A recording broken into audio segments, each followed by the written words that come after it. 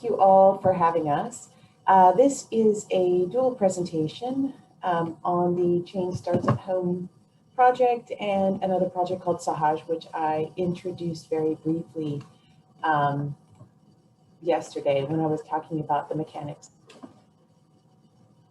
In this presentation, we're going to try to highlight commonalities in the findings of these two projects with an emphasis on program components and with an emphasis on diffusion. Sorry, I was put in the wrong room, but I'm here. I know, I'm so sorry. Sorry, Gem, I literally just had a 2-sentence intro. Back over to you.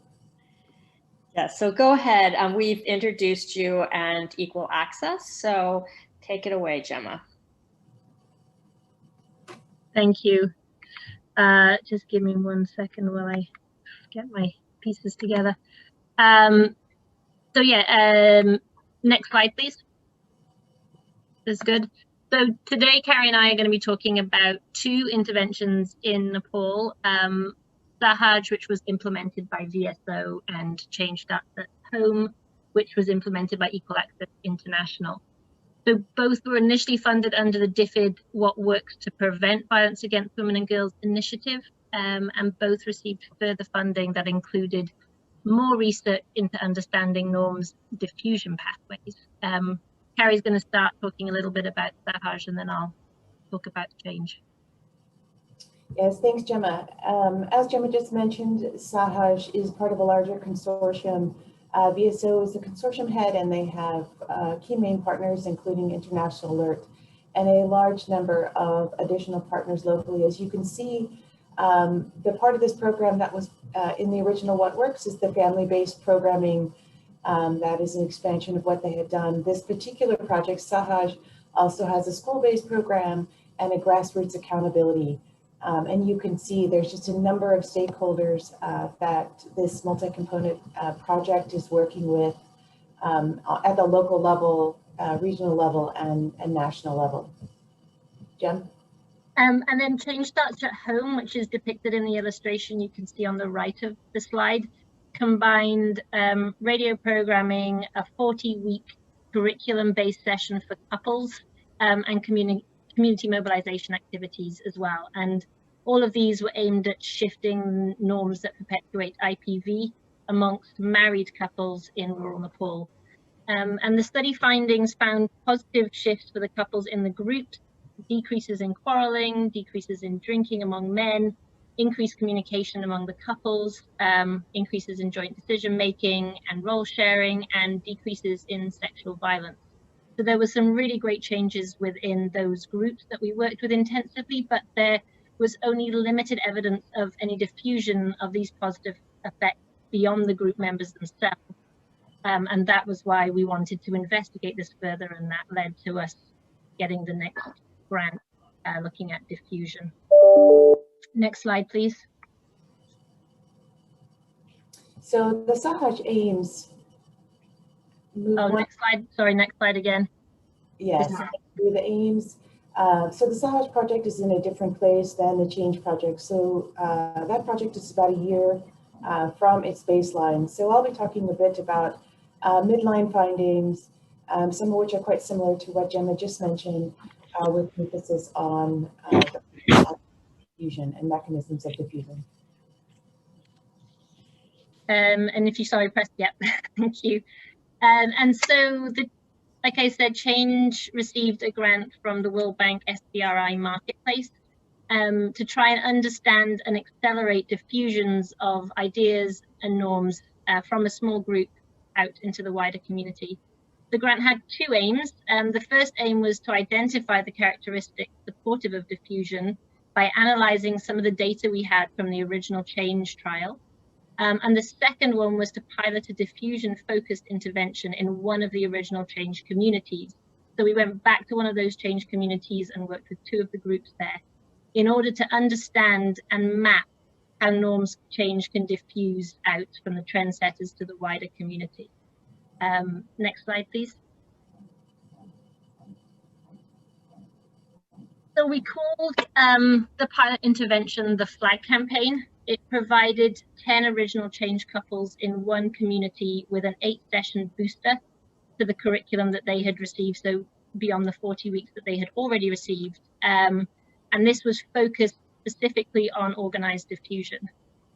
Simultaneously, we also started a flag campaign, and that was led by the couples themselves, and households were encouraged to raise a flag to indicate their support for community-defined gender equitable norms and their rejection of IPV. Household leads were also required to take a pledge confirming that they were going to ensure gender equity and fair sharing of household chores among the family members within their house, and that zero tolerance of violence under any circumstances within the house. Next slide, please. Oh no, actually just keep it on this slide for now. Sorry, go back. Apologies. So each house that raised a flag, and the idea behind the flag was to sort of visually represent how this kind of, these ideas and these changes was sort of diffusing through the community. And so each house that raised a flag was tracked by GPS so that we could see, you know, who were the first flag raisers and how that kind of moved through a community. And we also interviewed the household members and their neighbors. And also to kind of raise awareness of it even more, we organized monthly appreciation events that were where those who had raised the flag that month were invited and appreciated for everything that they had done, and they were kind of presented with their flag and they made their. So this was a really short pilot, but after just 4 months, over 411, so that's 90% of the houses in that ward hoisted the campaign flag and pledged their solidarity with the cause and with living violence-free. 24 houses outside the ward also showed their solidarity and raised a flag, which we thought was interesting. Next slide, please. Or next image. The achievement of the community was recognized by local government leaders, including the ward chair, who recognized the ward as Nepal's first violence-free community, and the deputy mayor, who pledged to find budget for the expansion of this campaign to other wards in the municipality. And we returned after 7 months, and a lot of the flags, they'd blown down because there'd been a big storm. But 98% of the 360 kind of randomly selected respondents that we spoke to could recall the pledge. 43% stated increased awareness of GBV. 23 said that they were more willing to speak about GBV. And only 3% said there were decreases in GBV in their home. But even this, you know, after 4 months, this wasn't, you know, the core focus of the campaign. So that was a good finding as well. And findings were similar when we asked about the same changes at the community level as well. After this presentation, I'll share a video in the chat, which everyone's welcome to watch, which kind of lets these communities talk about it themselves. Cari, over to you. Next slide, please. So I'm going to speak on the Change Project additional analyses from our original data set. This has been a particularly useful endeavor to make the most out of the data and to really understand the role of diffusion. In terms of the social network analysis, but also in the original data, we find that the listening and discussion groups, who are the individuals who are the most involved in the intervention, they are some of the most eager diffusers of content, as you would expect, but they're not the only ones. And the individuals to whom the community members or the listening and discussion group members spoke to about the content were really socially and spatially close in sort of tight neighborhoods. So it gives us some indication of reference groups in that area. We also found statistically that communities with high rates of diffusion were also much more likely to have community members who have supported a survivor in the last year. We identified norms change using our partner violence norm scale in the intervention communities that was programmatically and statistically significant in relation to diffusion. So those communities with the highest diffusion also saw the greatest improvement in social norms. And this effect was most beneficial in communities that started out with low levels of more gender and equitable norms at baseline. More recently conducted analyses have shown that we have primary outcome benefits in intimate partner violence, physical and sexual IPV in those communities with the greatest levels of diffusion. Those findings are not yet public and are not formally presented here, but will be forthcoming quite soon, really highlighting the importance of understanding and measuring diffusion to investigate our primary outcomes. And when we look at the FLAG campaign data, we see that women's centrality within their community really was a driving factor to how quickly the household hung the flag in response to the campaign. Next slide. In terms of the Sahaj Project, I'll only spend like a second or two on this slide. Similar to what Gemma said, there's a lot of changes in this family-focused programming of the Sahaj Project. Two that I really want to talk about relate to diffusion, and one is specifically mentions in this midline assessment of diffusion-related activities, which was one of the more consistent findings across the districts that we were examining in, and also the relationship of, or the perception that these activities, this role modeling and whatnot, was leading towards improvements in their communities, in their families. Next slide, please. With a particular qualitative focus with these families across the districts, we were looking very specifically at the mechanisms of organized diffusion. And we see, I would say for 1 year in, especially considering programming had to stop for many months due to the COVID lockdown, we see a rather beautiful path of diffusion within the home. Is that it? Go ahead. That means you have I think it's a minute more or two. Scared of living, but Jesus. More minutes. Okay, great. So anyways, I'm almost done. So a really nice path within the family with non-participating family members.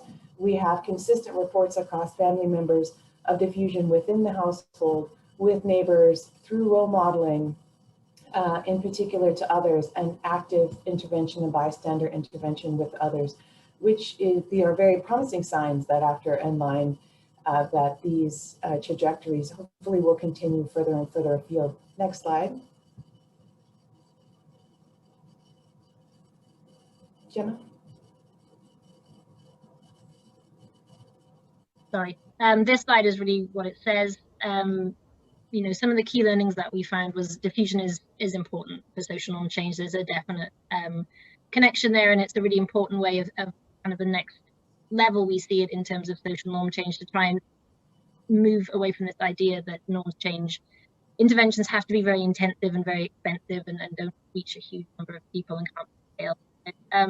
And when diffusion is high, we saw changes in behavior amongst those who were not directly. That was good to find. And, you know, it took a lot of effort. I think it takes a lot of effort to get it started, but then what we're hoping to look at we're kind of pulling together some ideas for future projects to look at, you know, if you really invest in it, how far can it go? We saw the beginning of flags in the next kind of neighboring communities. Can we push it? Can you embed some of the mechanisms in existing structures that allow it to move more quickly and with less sort of initial or less ongoing effort? And can that effort come down and the diffusion continue? And so a big part of that was working with local governments. And we're looking increasingly at how we can kind of embed what we're doing in local government. Thank you. Great. Thank you guys so much. That was really interesting. And I think it shows you the importance of, you know, going beyond just the initial average results of our trial and really trying to dig down and figure out both mechanisms and if we're having impacts perhaps on a subset of either a location-based subset or a subpopulation in trials. Let's move on now. You want to put up so now we're going to be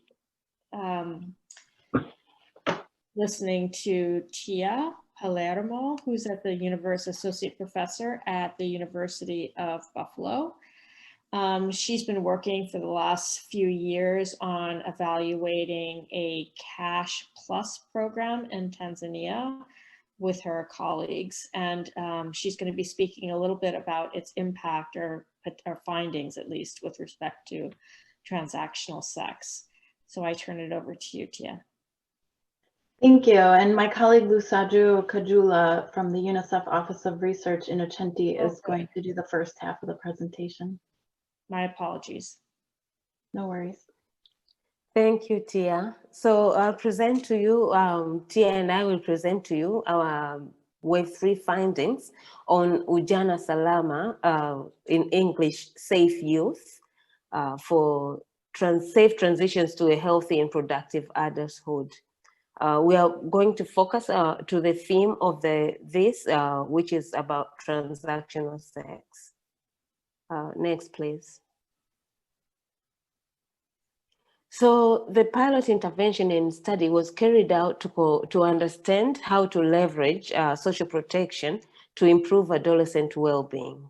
A previous study found that Tanzania's productive safety net had positive impacts on, among other things, school attendance, decision-making, and other limited areas of adolescent well-being.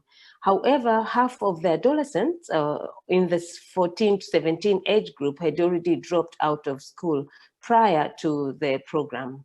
And evidence show that adolescents needed additional complementary programming to safely transition to adulthood.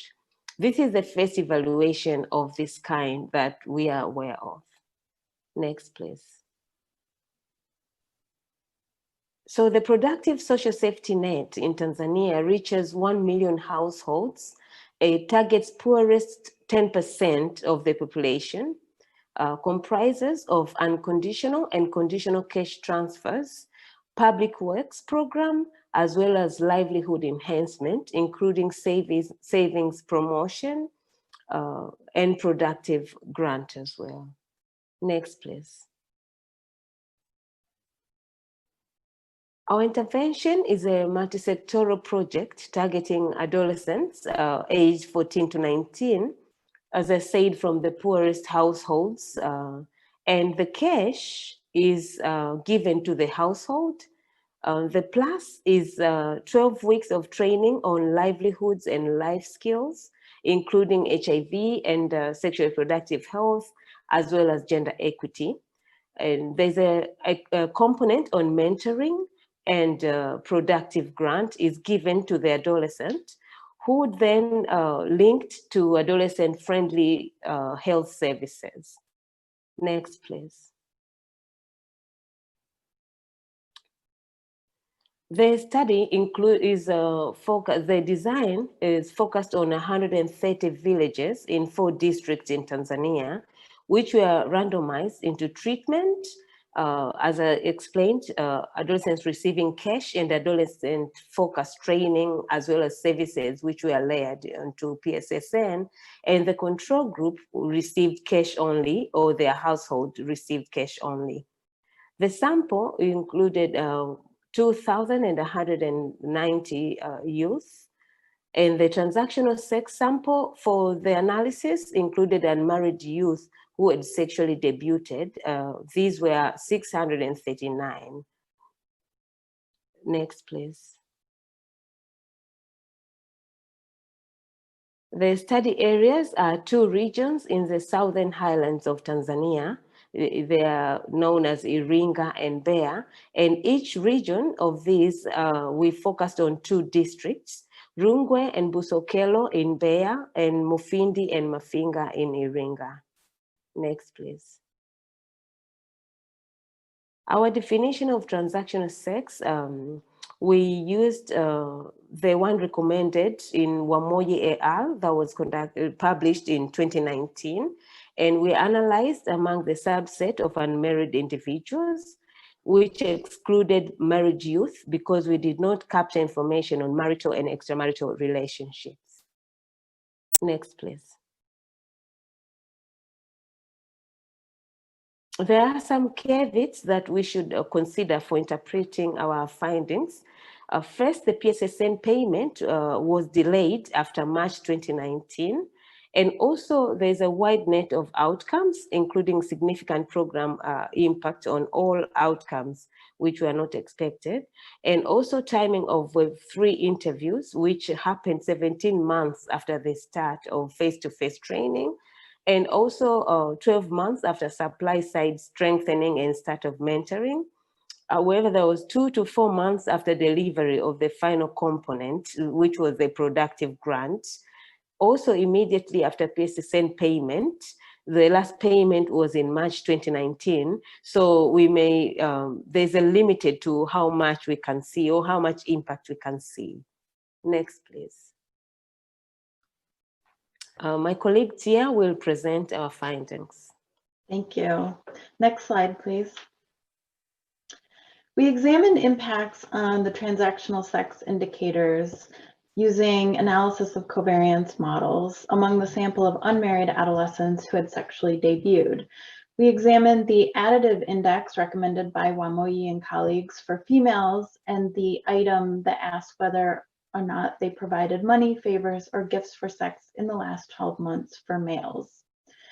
We found that between baseline and the round 3 surveys, trends were increasing for both of these indicators and scales among males and females. However, there were no program impacts of the Cash Plus intervention, so it was not protective against transactional sex. Next slide. Despite the lack of impacts on this indicator as a result of the program, when exploring the qualitative findings, we find a lot of narratives around motivations to engage in transactional sex relationships. One female said, "I was only 15 years old. Because of hardships, I left Mufindi to go to Dar es Salaam to work. Someone took me there, and it is there that I met one young man. This young man is the one who deceived me, saying that I had left the village to go to the city. He promised me he would get me out of hardships." Next slide. Another female said, "He promised that he will marry me and there I will do business. I knew I would be at a better place rather than just sitting idle. I said, okay, that will be better. But it's just like that, my dream wasn't realized. He conned me." Next slide. Despite not finding impacts on the transactional sex indicator, we wanted to explore whether or not there were protective impacts of the intervention on some of the outcomes on the pathway between poverty and transactional sex. We did see several protective impacts. For example, the intervention increased business startups among youth, livestock keeping, and among females, it increased self-esteem. Also, for both males and females, we find that the intervention reduced reporting of depressive symptoms. We did not find any impacts in the overall sample looking at schooling attainment or primary school enrollment or secondary school enrollment. However, among a very small subsample of females, we did see that the intervention induced dropout from secondary school. And we are exploring these findings further with qualitative interviews in our mobile survey that we talked about in the Pecha Kucha. Next slide, please. In related outcomes, we also found that there were positive impacts on gender equitable attitudes, particularly among males, both at Wave 2 and Wave 3. And this is using the GEM scale that Isolde talked about. We also found that the intervention increased HIV prevention knowledge and testing, particularly among males, the testing increased. And we found increases on contraceptive knowledge, but not on contraceptive use. The intervention also decreased experience of sexual violence among females and perpetration of physical violence among males. It also delayed sexual debut by approximately 4 months among females. However, we found no impacts on marriage, cohabitation, or having a boyfriend-girlfriend, pregnancy, age-disparate relationships, or experiences of emotional and physical violence, as well as help-seeking related to violence. Next slide, please. So to conclude, this was the first evaluation of a Cash Plus pilot targeted to adolescents within a large-scale government social protection program. We found no impacts on transactional sex. However, we did find several protective impacts on pathways and related outcomes. This intervention has high potential for scalability, and in fact, it's being scaled to another region as we speak. The program targets some of the poorest and hardest to reach adolescents living in extremely food insecure households. And it's combined with health services strengthening to address not only the demand side, but also the supply side. It's implemented within government structures, which helps support the idea of its scalability. There's a lot more analyses we want to dig into around these transactional sex indicators, and we're hoping to do so in the coming months and hopefully submit for a journal publication next year. Thank you. And this is to recognize our team members. Great, perfect timing. Thank you so much, Tia and Lusajo. Okay, moving right along. I think our next presenter is Andy, is that correct? Yes, that's correct. Yes. Okay, great. So we're going to be hearing from Andy Gibbs, who's a senior scientist at the South African Medical Research Council in Durban. And he was one of the PIs on, or VPI on the evaluation of stepping stones and creating futures, which was a intervention implemented with funding from the DFID program on what works to prevent violence against women and girls. And so now we're going to be able to see what impact, if any, the program had on transactional sex. So I turn it over to you, Andy. Thanks, Lauren. Hi, everyone. Yeah, so I'll be talking about this in a bit like Tia and Lusajo did, talking a little on the transactional sex outcomes and then on some of the wider ones. So next slide, please. So one of the big differences, and it's been talked about a little bit by Isolde as well, we really focus this evaluation on urban informal settlements in and around Durban. So urban informal settlements, as well as growing greatly at the moment. In Durban, they comprise about 25% of households. And a number of reviews that we've done and other people have done has suggested that there have been very few effective interventions that have targeted young people around violence and HIV in urban informal settlements. So that's where we targeted our work. Next slide, please. So just to give you a sense of the young women in this case, and I wanted to kind of broaden it out. What we see in this kind of group at baseline is that forms of exchange sex are incredibly common. And I just wanted to kind of point out how common they are, but also their kind of complex overlaps with one another. If you look at the kind of the Venn diagram, you see just over half reported transactional sex with the main partner, just under half with a casual partner, and almost 10% sex work engagement. And if you look at the left-hand side, as it is on my screen, we only have a third who reported engaging in no exchange sex, about 1 in 5, so 20%, engaging in transactional sex with the main partner. So almost 40% reported, excuse me, transactional sex with the casual partner, but not engaging in sex work, and it could have been with or without transactional sex with the main partner, and 10% of the sample just reported sex work. So we lost a few in that coding scheme. Just to give you a little bit of sense of the young women, most of them are under 25, only a third of them, or just under a third, completed secondary education. Most of them have partners, but very few live with their partners.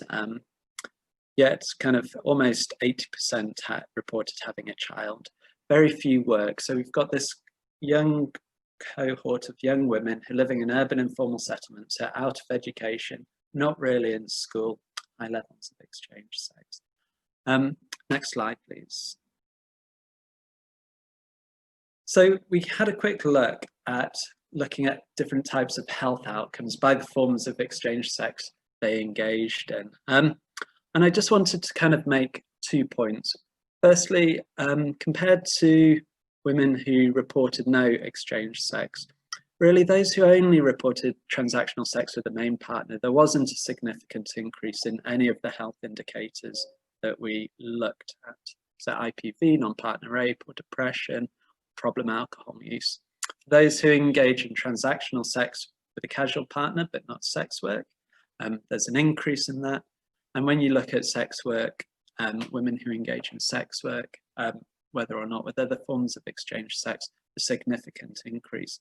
So we see a bit of complexity as we think about the different forms of exchange sex young women engage in and their impacts around health. Next slide, please.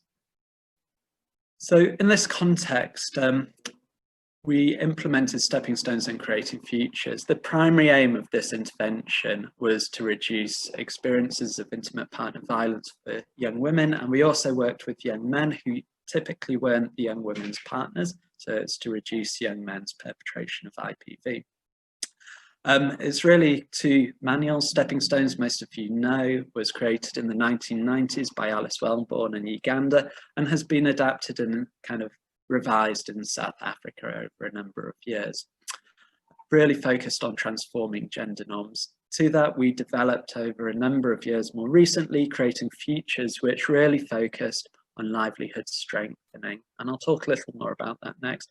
Together, it's 21 sessions and each one's about 3 hours long. So it's quite intensive, 63 hours of contact time, delivered by trained peer facilitators and very participatory. So we don't do any cash transfers. It's not teaching young women or young men to do specific kind of livelihood strategies, more getting them to reflect on the opportunities available in their context and how they can really build out livelihoods which work for them in their situations. Next slide, please.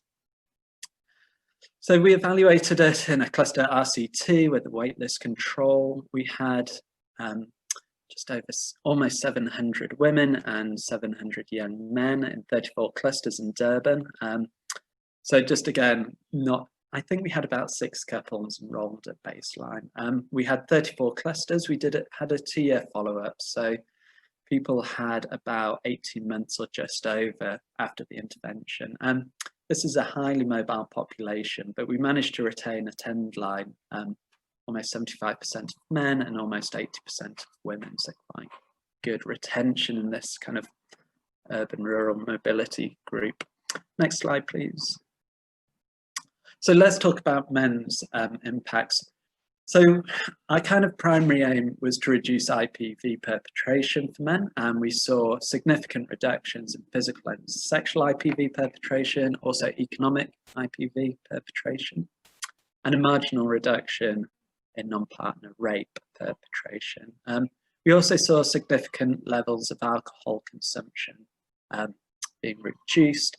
And these kind of results really mimic what was seen in the original Stepping Stones trial in the Eastern Cape with some young men. So we've got 2 sets of results in 2 different populations which show similar outcomes.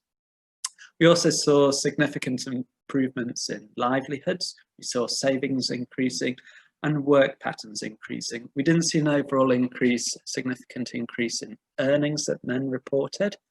But the quantum difference between young men in the intervention arm and the control arm was quite a lot. It just wasn't significant. What we didn't see, despite all these kind of positive changes, is any impact on sexual risk behaviour. We only asked young men about transactional sex with casual or once-off partners, and there's absolutely no indication of change there.